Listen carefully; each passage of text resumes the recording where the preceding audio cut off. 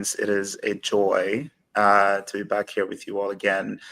And this time, for the second time in a row, we're going to be doing a live podcast. And I wanted to really give you an opportunity to get a sense of how these episodes are recorded with our special guests. And so this is our second live show that we're hosting here, and I'm incredibly excited to be embarking on this journey with you, and to most importantly, be having a conversation with our guest today.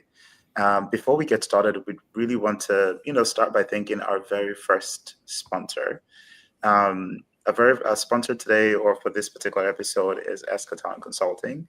Is a minority-owned professional services firm that helps organizations modernize technology, strengthen processes, and develop people to deliver purpose-driven, measurable results for their clients. And so, if you're looking for an organization that is really dedicated to, ensuring that your operations are structured, you're modernized, and you're creating systems that would really help your business or your organization run effectively, Eschaton is definitely the consultant firm to refer to. So if you have any questions at all, just send an email to principledmind@gmail.com. If you're interested in Eschaton, we can have a conversation about getting you connected with them. All right. So with that being said, our special guest today is someone that I respect very deeply. Someone that I have known for probably about 5 years, because I've known her since her time at an organization that I also deeply respect, AGA, and had an opportunity to work with her as well. So I'm incredibly excited to have her on the show, to have a conversation with us about really how to turn your vision to reality, building what you believe. She has quite an experience with turning vision to reality, turning strategy to insights and outcomes. And I'm incredibly excited to have her here. Melina has led financial modernization and risk transformation across major federal agencies, and she's known for aligning vision, people, and systems to create real, measurable change. So without any further ado, please join me in welcoming our guest here, who is the CEO and founder of Brookshire Advisory Group, Melina Brookshire. Melina, welcome to the show. Good to be here. I liked how you started off addressing your people. Your people are now my people. Now we're all our people at this point. Our people who will be listening or who are listening right now. So that. Yes. It is such, you don't even understand how excited I am to actually be sharing this virtual space with you. But tell us, what has made you smile in the past 7 days? I want to know what has put a smile on your face when you reflect on how this week has been so far. What has put a smile on your face? Well, a couple of things. Definitely was excited to be joining this podcast. As we were talking about, it's unscripted. I love going unscripted, right? And in a lot of my roles, I don't always have the opportunity to go unscripted for a lot of good reason. So when I can, I definitely lean into that. So that's been very exciting. Another thing that's made me smile, I do love the holiday season, the lights, the celebrations, the gathering, the community. So that's been really exciting for me, being around family and friends and just honoring each other and celebrating each other. So this season, the Christmas season, is definitely one that makes me smile. I love that.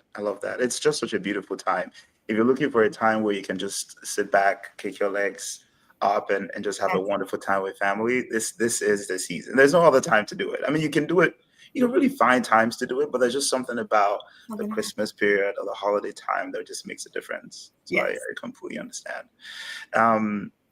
All right, so I'd really love to start my episodes with gratitude, and that's why that's really the first question, because there are a lot of things that happen on our day to day, and it's helpful to be able to just sit back and really think about some of the things you're grateful for, and bring that to the forefront of really any conversation that you're going into. So really love to start the episodes with that.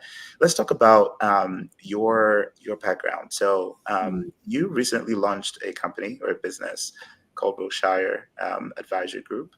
However, that's not how your career started.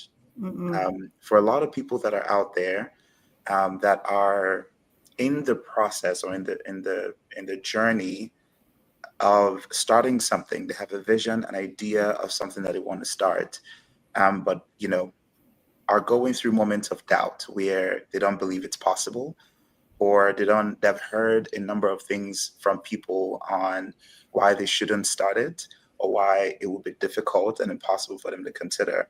I want us to learn about what your journey was leading up to starting um, Brookshire Advisory Group, so that people can appreciate that everyone's journey is different.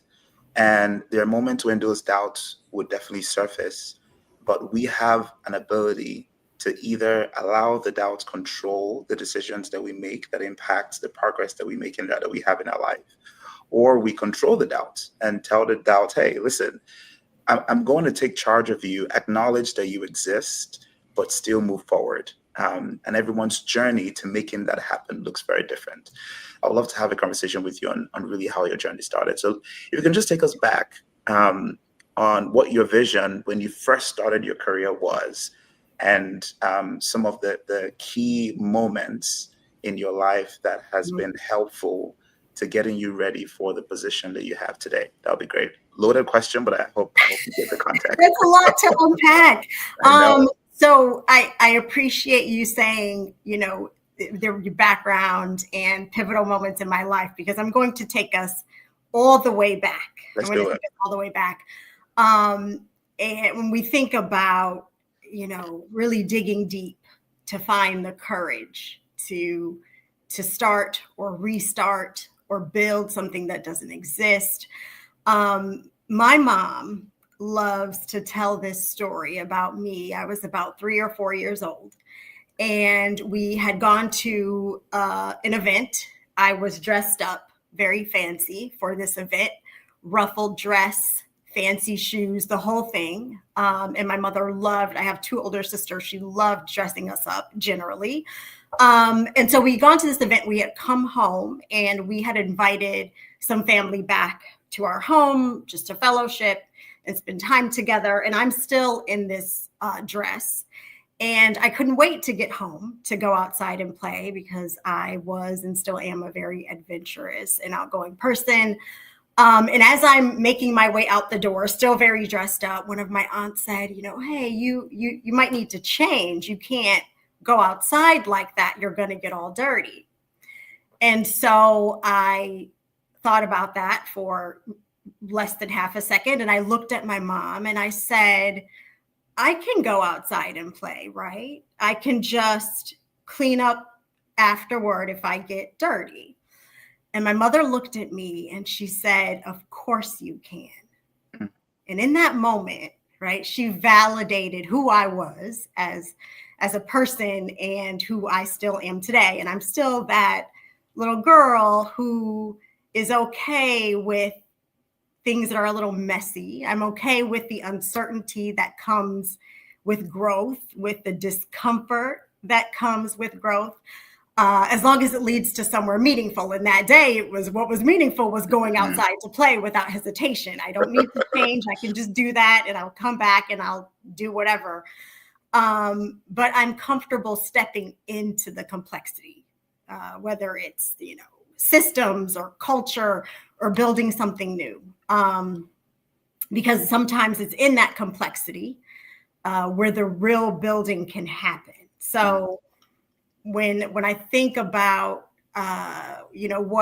what I would share, about building something new, whether it's been in organizations that I have worked for or with, and now stepping out and building something of my own, it's going back to what feels like your core, right? Who are you? Or and that changes over time, but there are some things that just feel very fundamental. So I am, when I think about that, it reflects my principles. And I did think about that a bit before joining this podcast, right? The courage to explore is really important to me. The autonomy to decide my own path, right? That's important. Humility, right? Things can be and are messy, and it might not work out how you want, and you might not have the right clothes or shoes, right? Mm-hmm. Mm-hmm. Proverbial clothes or shoes in the moment, but do it anyway. So my career has been about that balance of staying polished when I need to be polished, Mm-hmm. also not being afraid of discomfort and uncertainty. So when I, think about those who are, to your question, thinking about taking a leap, it really is a lot of times being comfortable being uncomfortable, and that takes practice. It takes practice. The more you do something, the easier it gets. I'm a firm believer of that. So the more you get okay with being uncomfortable and knowing that on the other side, it tends to work out. Might not look how you thought it will, Mm-hmm. but in that reflection, you're able to say, aha, that was the lesson, or that was the betterment. So it's really digging deep, going to the core. I love that. Now, you did mention a really good point about the permission and validation your mother gave you when you were much younger, and how that has helped you and from a mindset perspective to navigate your life even now, as you go through different phases of your career. What do you think would have happened if you never got that validation? I wonder. Have you ever wondered that? Mm.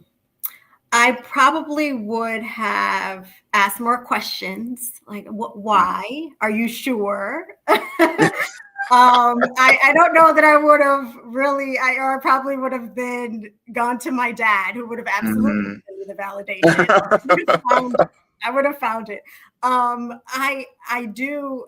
It's a good question. I do give myself permission to Mhm. explore, and I think that that's something that is helpful to others, right? Sometimes, to your point, you might not find the external validation. Now, Mhm. at that time and age, that was important.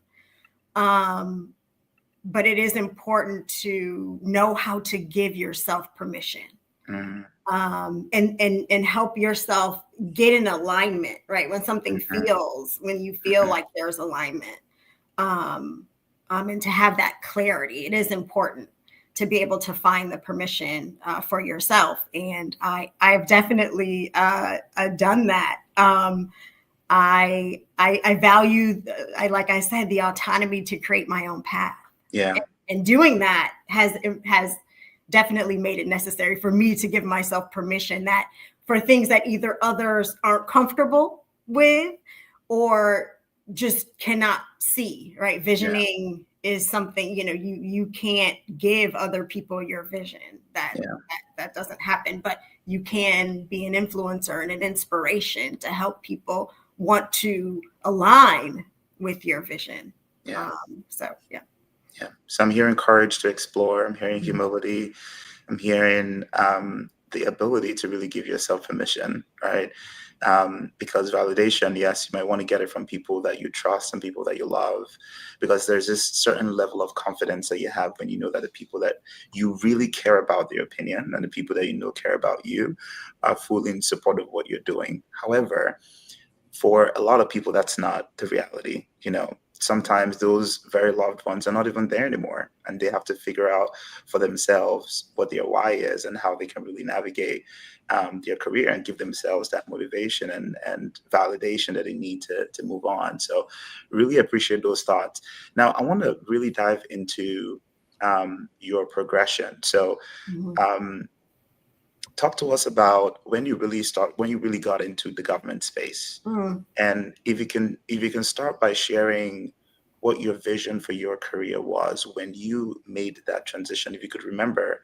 And what I'm trying to paint here is a picture of really when you realize that you've gotten a vision that you need to invest time and resources in, because we have a lot of interest. A lot of us are very interested in a lot of things, especially if you're a go-getter and someone as ambitious as you are. You have interests, right? But how do you differentiate interest from vision, right? And Mm. how do you know when to invest in it? And I'm curious to know what that was like for you when you started your career in government. Yeah. Um, I when I think back, I've had a lot of defining moments.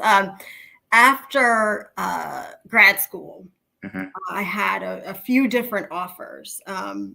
Two really stuck out to me. Both were with the Securities and Exchange Commission. My background, my background is in engineering turned math turned econ. So I have that very technical background, and it really does shape the way I think and build today. Mhm. But after I left grad school, I had two paths, two options. One was uh, very clear. It I could go with the Securities and Exchange Commission's investment um, uh, management office, a clear path to Wall Street finance. Like it was very clear. It was all sort of laid out. This is a way. The other option was to in two different offices, two different leadership teams. The other option was help the SEC stand up its first strategic planning office. Never been done before. Um, Only a few people. I would be one of them in helping stand up this office, define it, work with programs across the nation, across the enterprise, and create something that had never been created before. Mhm.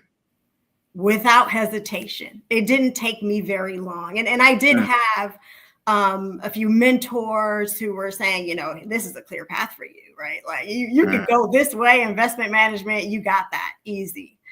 And without hesitation, I wanted to build. So very early on, I was choosing the path to innovate, to engineer the future, right? A little play on words, but I was interested in building. Mm. And it was in that moment of clarity and decision that then set a path. And from that moment, more almost a little more than 20 years ago, I have chosen to build ever since. I have chosen the Mm. path of uncertainty. I have chosen the path that isn't just managing the status quo. I've continued to do that. And so there was just that alignment. It was autonomy. It was the ability to influence change. It was the ability to build something that didn't exist. It was the ability to have that vision of, I'm not sure necessarily what it will look like, but I know that I have the flexibility to make it be what I think it could be, along with my colleagues and other experts and my mentors, and really just making sure to take advantage of that. So that is the moment, that sort of pivot. And to your point, and because I like to vision and I like to Mhm. build, yes, Mhm. I have 1,000 ideas at one time. And I love to pontificate on all of them with myself, with other people. But then there comes a time to move. Yeah. And so in creating those visions and making them a reality, it really is, the systems that I put in place. I think it's the book Atomic Habits. I know people sort of quote that book a lot, but there's a lot there around people can have goals, right? And it's not the big goals that differentiate people who have success Mhm. or prosperity. It's those who build systems to achieve those goals that make the difference. Yes. And so I am very intentional about that, about when I know I want to work out the next day, I put my bag out by the door the night before, because then I have built a system to help me get there. And that's sort of a day-to-day example, but it really is consistent with how I move through the world in my career. You mentioned something that was interesting. So when you had those two opportunities, some of the things that seems like actions you took were to connect with mentors, to validate maybe your thoughts or your thinking process to make a decision. Why was that important for you? Why couldn't you make that decision yourself and proceed with whatever it is that comes to mind for you? Why did you need to seek, Yeah, I don't want to say validation, but sure. what was important about that Mm. process in your decision making? Yeah, definitely. I have learned that people who are close to you, and close can look a lot of different ways. People that have known you for many years, people that you've worked with, close friends, family, colleagues. Um, People are able to see things in you that you might not be able to see yourself, right? Um, and so there's that portion of it, of making sure, sometimes when you're looking at yourself in the mirror, or who you want to be or who you're building to be, you might not see some of the real things about yourself, good or bad, but definitely those things that really resonate with people and that really stick with people as it relates to leadership or inspiring others or leading others, right? Mhm. So there's Mhm. that.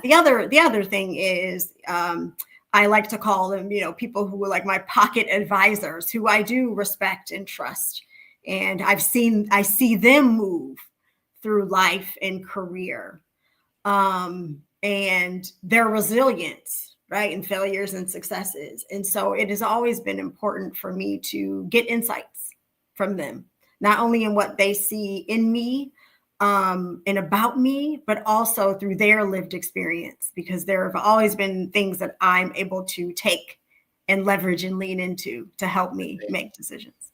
I see. I see. All right. So you have served as, CFO of AmeriCorps, still serve as CFO of AmeriCorps, and have held financial leadership roles at EPA and the U.S. Securities and Exchange Commission. Um, I wonder, from your perspective, how do you define vision in your work as a public servant leader, or public sector leader? And as you talk about what that definition means, what are some of the key components you think people should keep in mind as they gain clarity in their vision before they take action? Yeah. So vision for me, what a lot of what people don't see is, and what is central to me about having a vision and then implementing a vision, is the stillness in how I lead myself, um, and in how I lead others.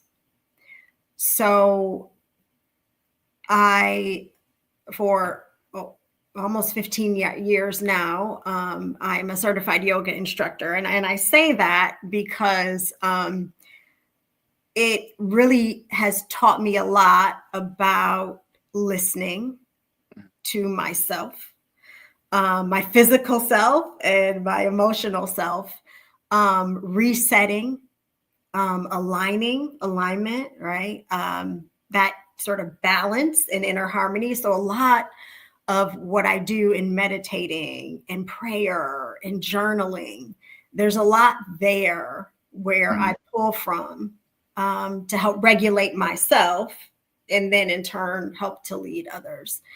So in my visioning, I'm very intentional about taking the time, to have that stillness. It's really sort of the infrastructure, Mhm. for me, for courage and decision making and visioning. And that infrastructure is important. I spend a lot of time nurturing that infrastructure and caring for it.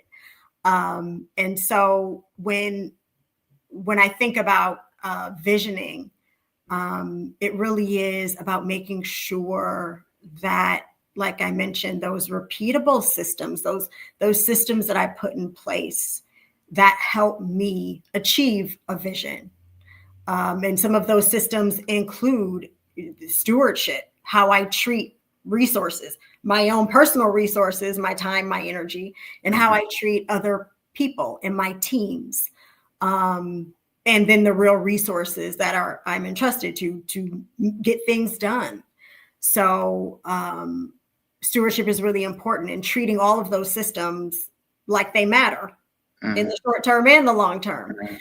Um, and then also envisioning, it's not just about building my own vision, advancing my own career, but a big part of my visioning is how do I build that capacity in others, particularly the teams that work with me and that I work with. How do I build capacity? Sharing what I know, being honest about what I don't know, and learning about what I don't know. So all of that comes into play. The systems, my own internal system, external systems, the people, the teams, and then making sure that I'm treating all of that with care, so that they work for me now and later.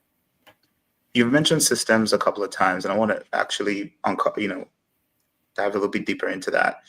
If you could share with us on a macro level, if that's something you're open to sharing, what your vision was assuming the role of CFO of AmeriCorps, and maybe tactfully on a very macro level on what you can share again, how you were able to actually establish systems to make progress to turning that vision to reality. This is really going to be helpful for, myself, or even someone listening who has a vision of something. They have clarity on what it is, right? And you've shared some principles and some things for folks to consider as they think about bringing about clarity in your vision. But really how to operationalize the execution of that, so that it becomes reality, or so that you see some type of progress turning that vision into reality. We'd love to use your experiences to bring that to life a little bit.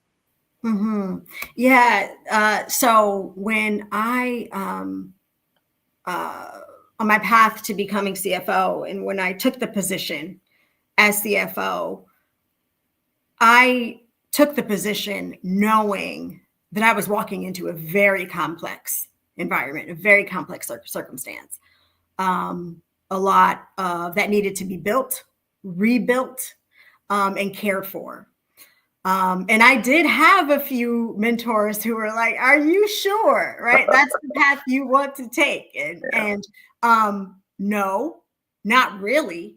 But what I do know is, right, I'm never certain about the outcome.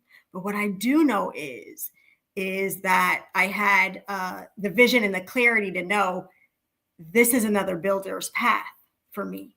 And this is another path for growth. And so I'm going to take it. And so when I think about, as you mentioned, how to then take that vision of knowing that I was coming in to build, rebuild, and care for, and then what did that look like? And there are a few things that that I did. So one was really just to name it, to name it. So I knew I knew there were lots of operational deficiencies, right? And so in the first few months, I spent just listening and watching. And I literally wrote down, I think I called it, the 5 biggest rocks. Like what are the really big boulders that are getting in the way of getting something done? So because I knew I was there to rebuild and care for and build new what didn't exist, that was really important. So if the vision is fuzzy, execution will be chaotic. So I typically do start by forcing some clarity, and it doesn't mean it will be complete. That's hard to do when you're walking into something new. But you can get clarity on a few solid things that are either obvious, right? And obvious in a way that you see what's broken, or you see what needs rebuilding, or through working with and talking with people, they can bring out some of the things the challenges that they're facing. So I do try to force some clarity around the problem, what we're solving and for whom, and what success is going to look like. Right. Literally, the next 6 months and the next 12 months. So there's that. And then there are identifying the things that, yes, systems, whether it's processes or making sure to understand what's working and what's not, to address those big things. And if the system is only working when the best person is online at midnight, that is not a system, right? That is not functioning. Yes. But, we see it all the time, right? Yeah.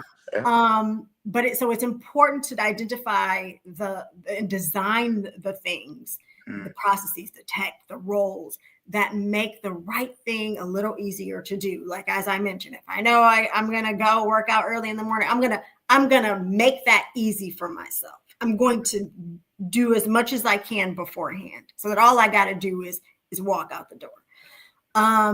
The other thing is really aligning people early.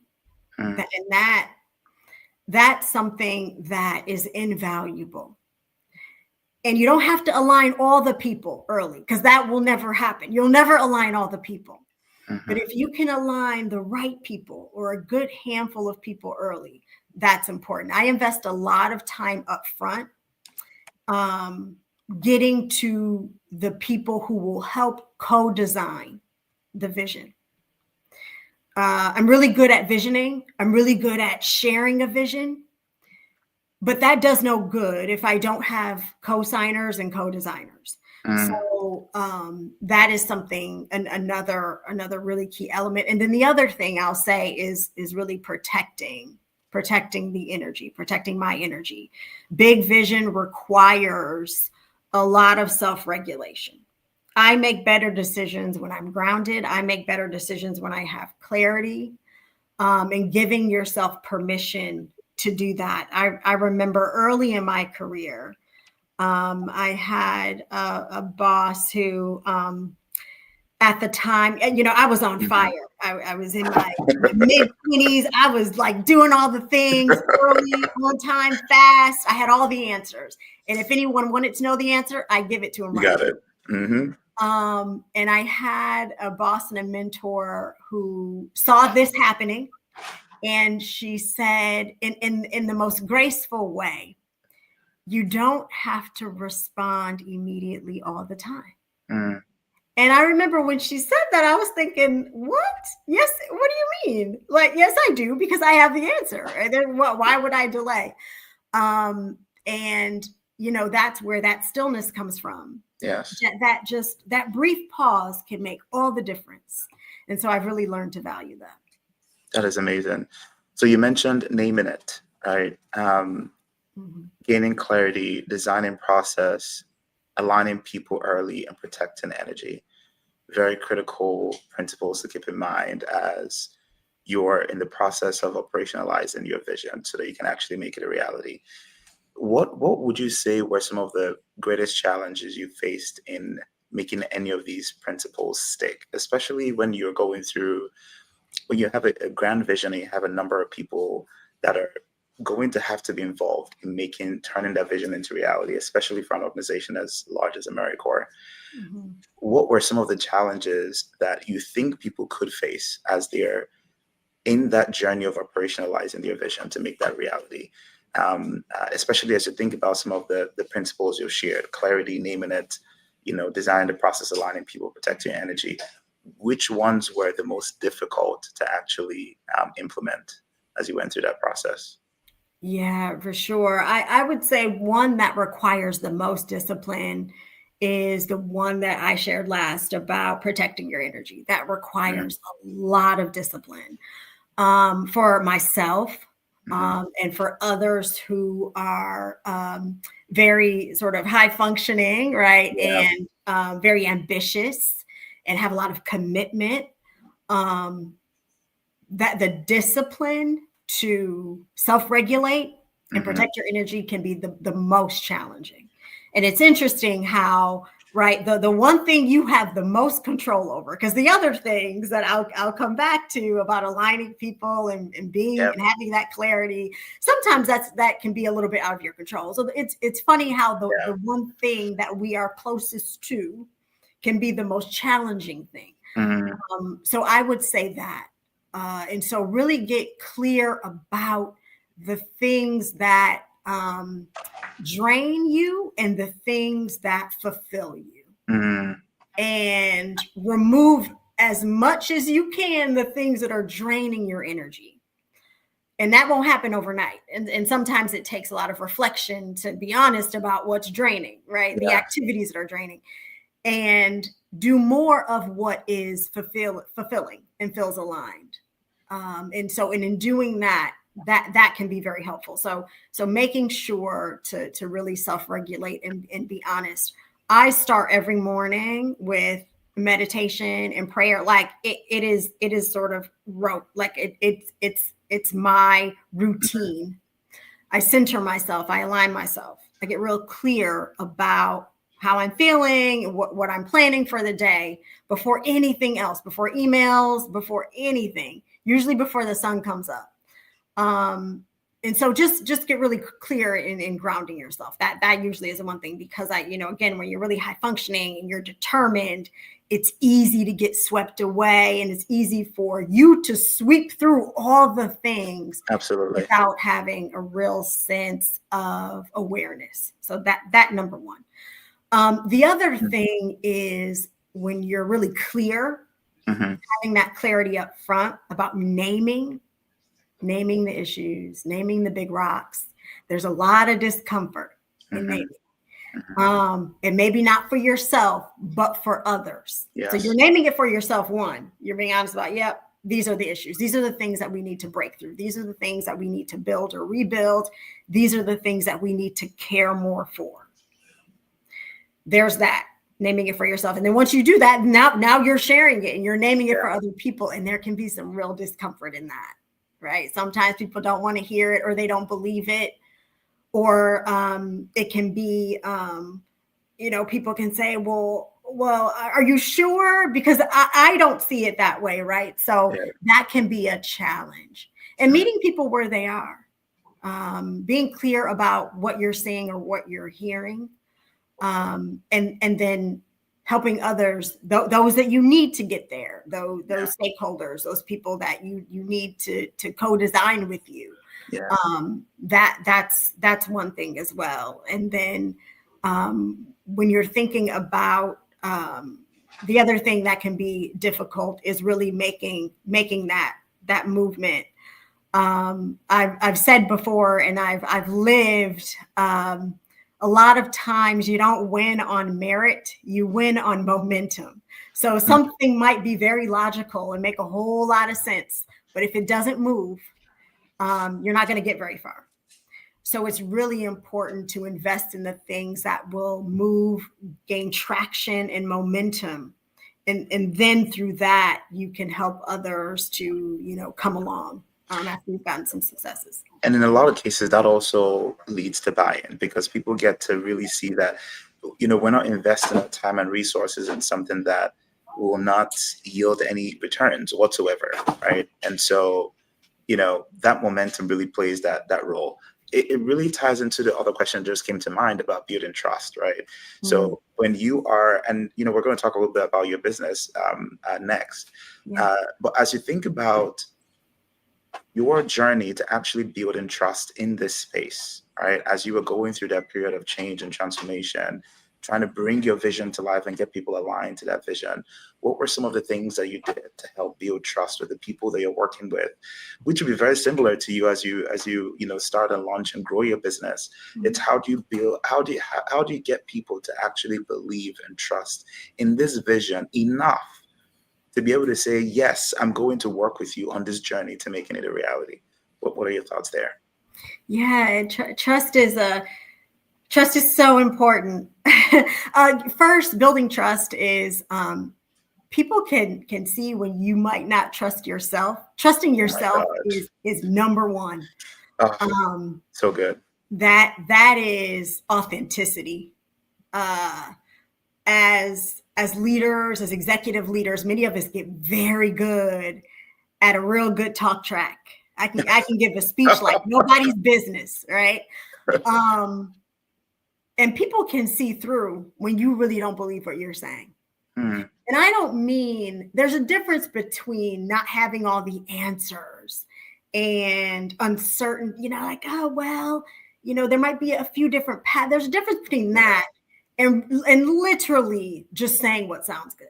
Yeah. And people can see through that. So first, people have to see that you really believe in what you're saying. And I don't say things or offer a vision that I can't see. That's just it. And I know it resonates when I have people say, wow, I can tell you really believe in that. Well, yes. And they know that if I'm saying it, I believe it. So that's number one. The other thing is being able to show and prove.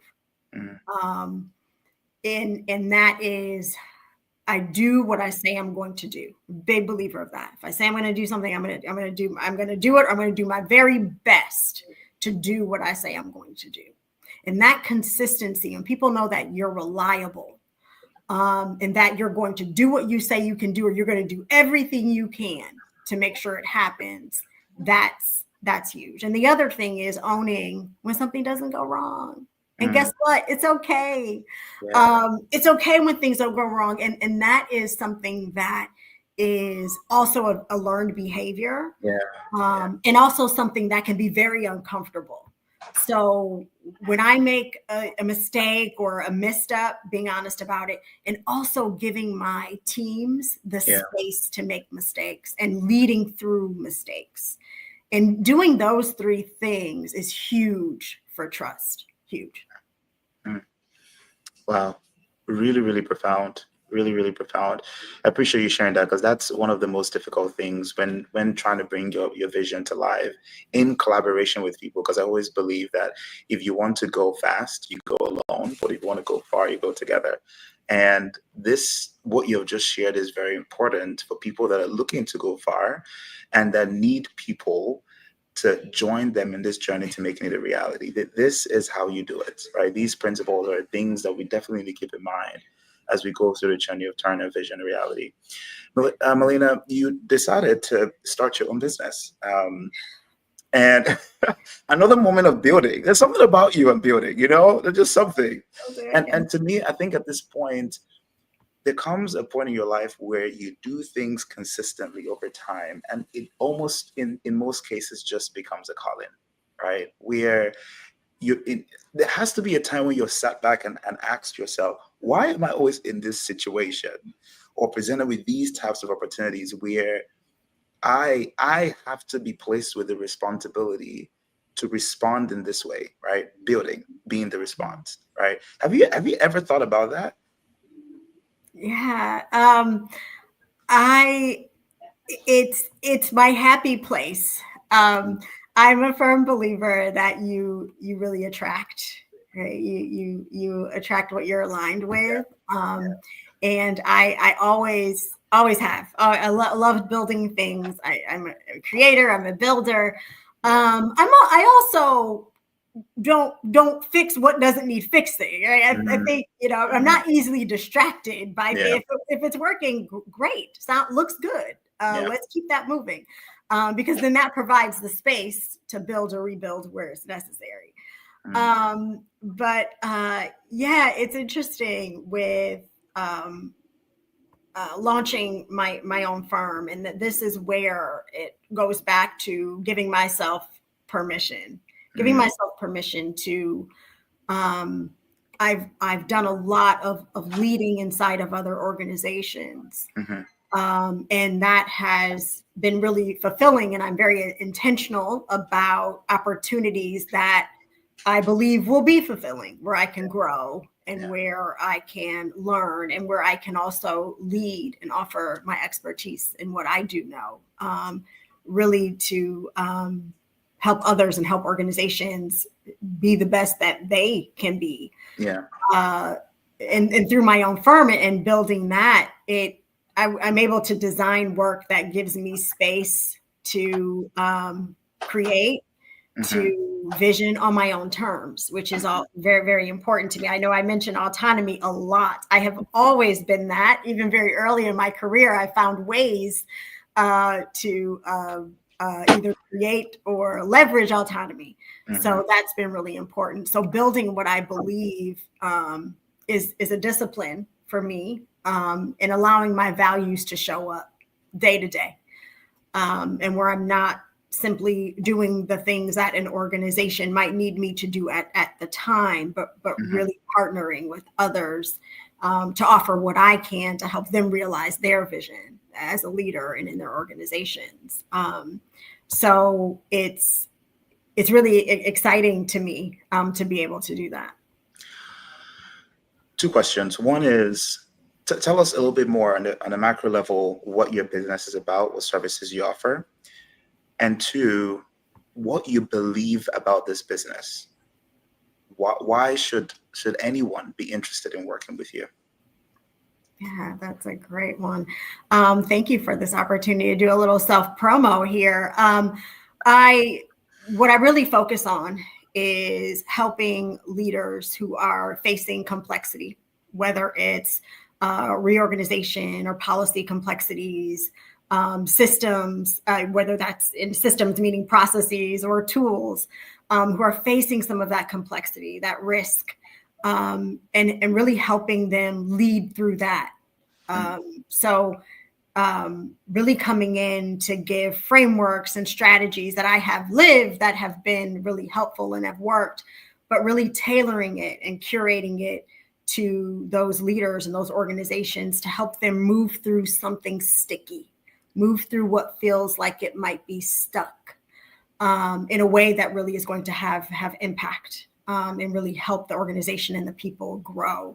And so I do that through strategic sprints. So really focusing on one issue, tackling it, and also through bringing workshops. So bringing some strategy and thought, and in those workshops, really turning that theory and strategy into things that they can actually action on. And so this really feeds not only my expertise, but my excitement around taking something, an issue, a challenge, and really doubling down on it, really focusing in on it and being intentional about how to address it, or building a system or building the tools or empowering the people to address it both more immediately or in the long term.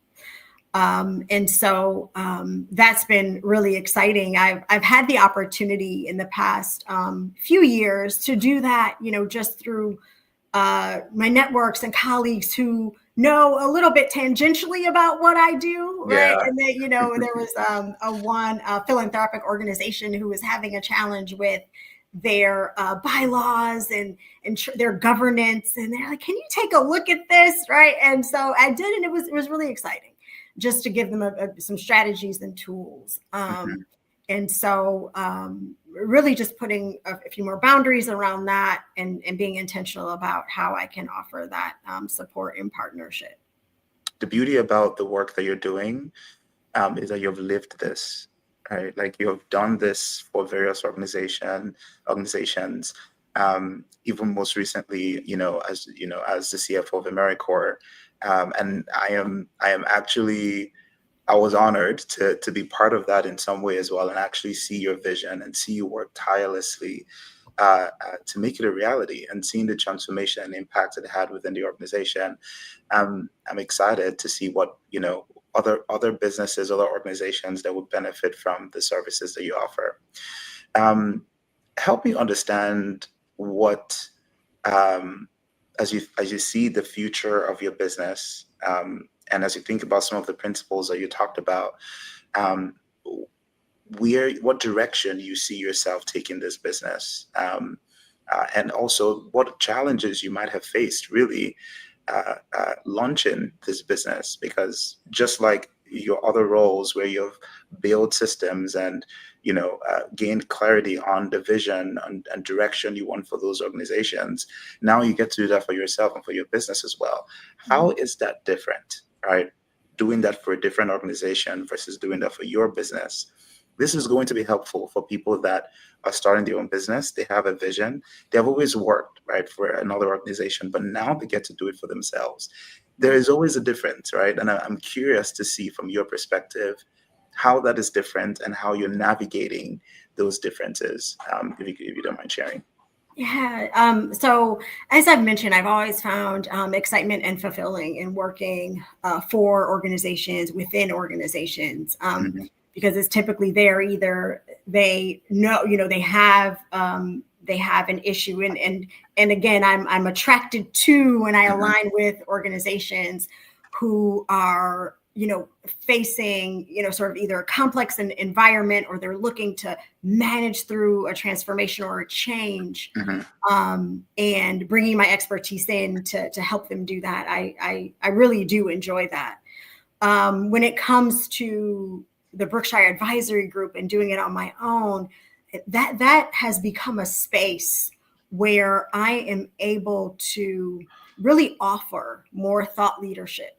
I see. Really offer questions and ideas, via a platform that it might not be something that an organization I'm working for or with is working through. Yeah. But through my lived experience and through things that I've seen that work or don't work, I'm able to offer that as part of the discussion. In our space, right? In that space of strategy, risk, and finance, I'm able to offer it as a conversation. It also provides an opportunity for me to share my lived experience, my expertise, strategies, and frameworks more broadly, so they can have a broader impact. So not just within the organization that I'm working with, but also sharing that so that others may leverage or others may grow from it. So that has been really exciting. And that's where I see the value, because it helps to multiply. When I share an article, or join a podcast or do a workshop, others are able to take what I'm sharing, the parts that resonate with them or work for them, and use that to build on. So the multiplying factor of being able to share is really important. I believe that, we learn and we grow to help others learn and grow. And so it's a platform by which I'm able to do that.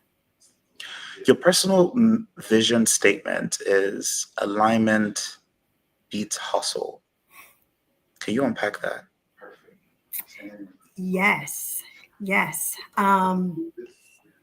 We can spend a lot of time, hours and days, putting in effort and time and work in something that is not quite aligned with our gifts, with our talents, with the resources that we have, with our own capacity. And that is not only draining, but it can be very harmful. And sometimes the hustle can take you down paths and places where there's just not that alignment. But when you are able to have an opportunity, again, whether that's working with or in an organization or building something of your own, you're able to do something that really aligns, in my case, with that young girl who didn't matter if I had the right shoes or the right dress. I was getting to the thing. I was going to go outside and enjoy myself and explore and be courageous, no matter what, because I knew in the end it would all be fine. And so when you're aligning to that, to who you really are, to the core, and when you're aligning with the gifts and the talents that you've been blessed with, through that, there's prosperity, multiplication, and there's fulfillment. So I really believe in that, and in that alignment, that's where the magic really happens. What is one piece of advice you would give your younger self, and one encouragement you would give Melena Brookshire today? That's good. I would definitely write more, journal more. I've had starts and fits over many years, and I've seen recently how impactful that can be, really writing down and being able to really see some of my thoughts and be reflective. That is one thing for sure. There's a stillness that comes. There's a clarity that comes in that. I'm very visual. I'm very verbal. and that has served me well. That has only gotten better in my reflecting and journaling and being very thoughtful about my thoughts. And the other thing would really be to really have an awareness of the present. And for many of us who are, quite ambitious and are visioners, I have a natural tendency to look beyond. It is something that I work through day to day to really embrace where I am today and celebrate the things that are happening now. And so that is something to spend more time in the present. It really helps to appreciate the visioning. But that is something that I do that I work on for sure. So those would be the things. Got it. All right. Well, repeat and complete this sentence. I have a principled mind because. I have a principled mind because it has led me to intentionally use my gifts and talents to inspire and bless others.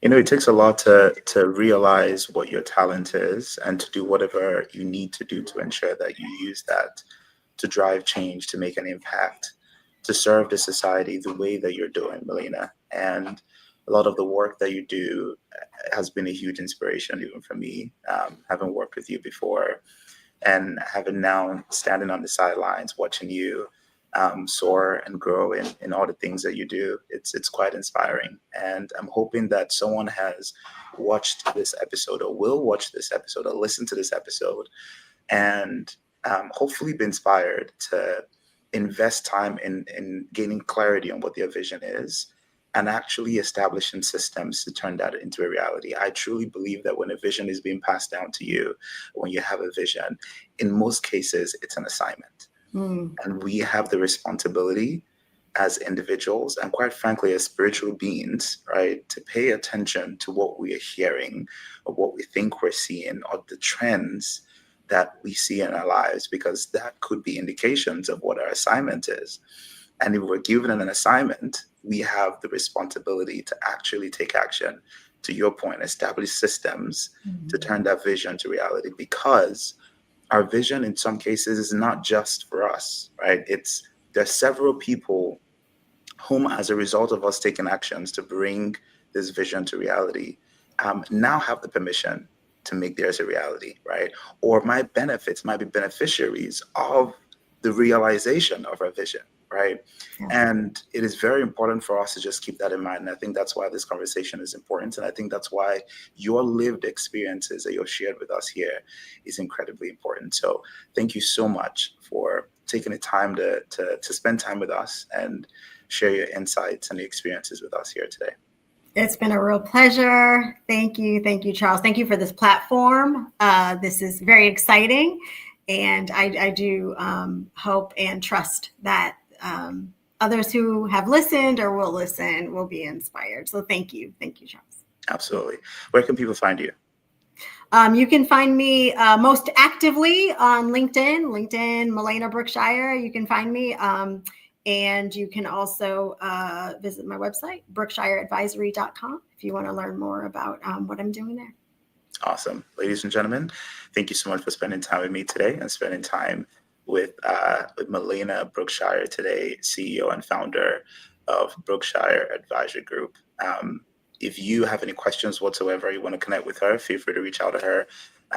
The mediums just shared. If you have any questions specific to Eschaton Consulting, our sponsor today, or to the Principled Mind specifically, just feel free to shoot an email to us at principledmind@gmail.com. Have an amazing day, everyone. Take care. Thank you.